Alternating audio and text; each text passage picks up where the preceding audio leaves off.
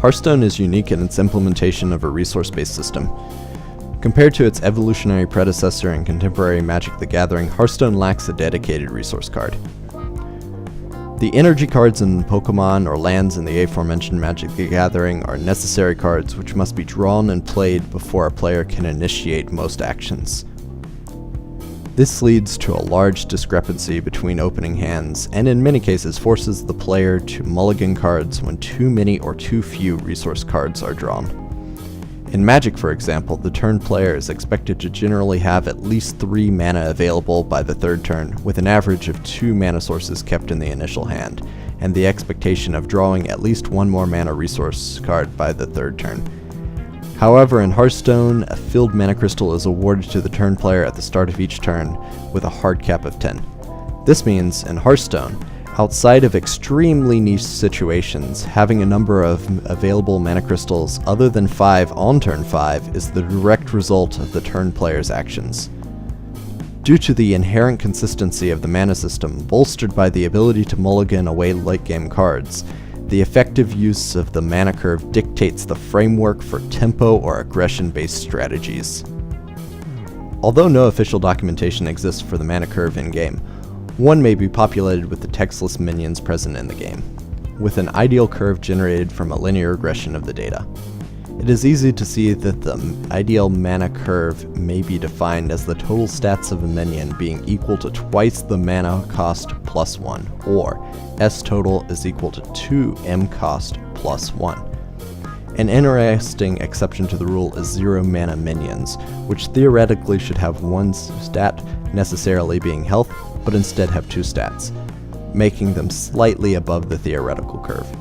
To quickly populate the chart with an example from each mana cost with a predilection for the classic and basic sets, we have 0 mana Wisp, 1 mana Murloc Raider, 2 mana Bloodfin Raptor or River Crocolisk, 3 mana Spider Tank, 4 mana Chillwind Yeti or Oasis Snapjaw, 5 mana Pit Fighter, 6 mana the mighty Boulder Fist Ogre, then a bit of an anomaly as neither War Golem nor Corehound match the expected 15 stats the ideal curve predicts for a 7 mana minion.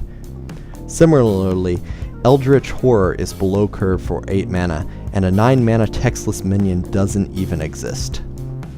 Finally, Ultrasaur, the nosiest of all the dinos, represents the 10 mana entry for the curve. A couple quick observations can be gleaned from the populated graph, as all the cards are common or basic, without a rare counterpart with superior stats. In Magic the Gathering, for example, cards like the mythic rare Isamaru are statistically superior to the lower rarity textless cards like the rare Savannah Lions in some cases. The second observation is that the term textless is a bit of a simplification, as several cards in the list are members of specific tribes, which entails specific benefits and cost not possessed by truly neutral minions. Yeti is best vanilla.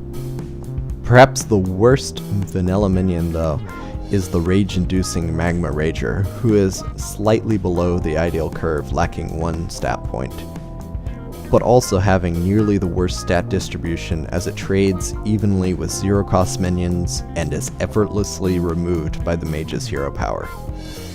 The frigid compatriot of the Magma Rager being the Ice Rager is one of the rare examples of a statistically superior minion existing, with identical tribe, but not necessarily infringing upon the playability of its elemental brother. One potential benefit of the lower health is gaining a Divine Shield with Steward of Darkshire, for instance. One final note of vanilla minions is the intimidating 4 mana 7/7, also known as Flame Wreath Faceless, although it is a bit disingenuous to claim, as the overloaded mana crystals may be generally added to the mana cost of the card, resulting in a 6 mana 14 statted minion, which is slightly above the curve. The tempo advantage gained by summoning the immediate threat is balanced by the Shaman player's difficulty to follow up and continue to apply pressure in the next turn. That being said, with proper follow-through or supporting cards, the dreaded 4 mana 7/7 is a threat to be reckoned with. With the mention of the bolded keyword overload in the previous footnote, a brief review of the implied cost of several keywords may be analyzed to deobfuscate the seemingly incomparables. In short, as I always am, every keyword incurs a penalty which may be indirectly observed from the missing stats, which may then be converted into a mana cost. Sinjin's Shieldmaster, for instance, is missing a single stat, or Taunt may be evaluated at a value of about half a mana. This is the most efficient basic minion, as both Lord of the Arena and Silverbark Patriarch are considerably less efficient, with Taunt being valued at a full mana, considering the 2 stat points which are missing in these examples. Charge is a very powerful keyword which gives minions considerable initiative, so much so that its cousin keyword Rush is still very valuable.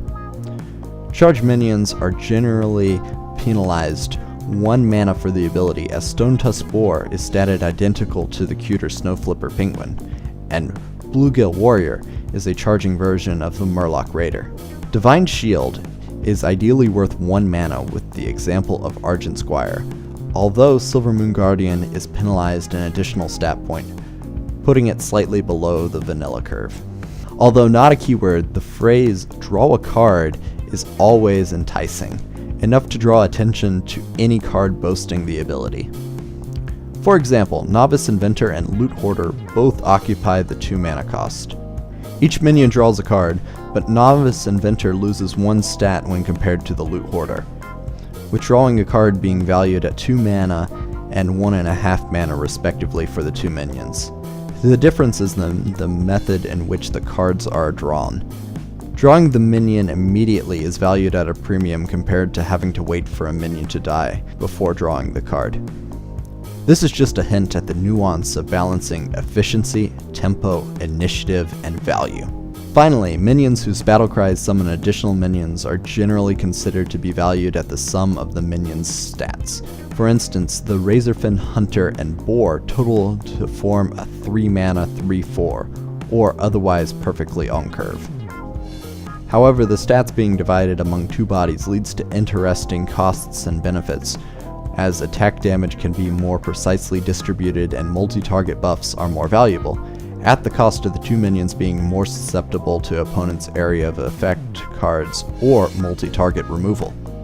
Even from textless cards, an enormous amount of complexity can be accomplished when beginning to consider trading situations, like how a Chillwind Yeti can kill an Oasis Snapjaw over the course of 2 attacks. Yet, the Yeti trades down to Magma Razor, while the Snapjaw would survive such an attack. And so begins the discussion of the strategy of board control, but that is a topic for another day.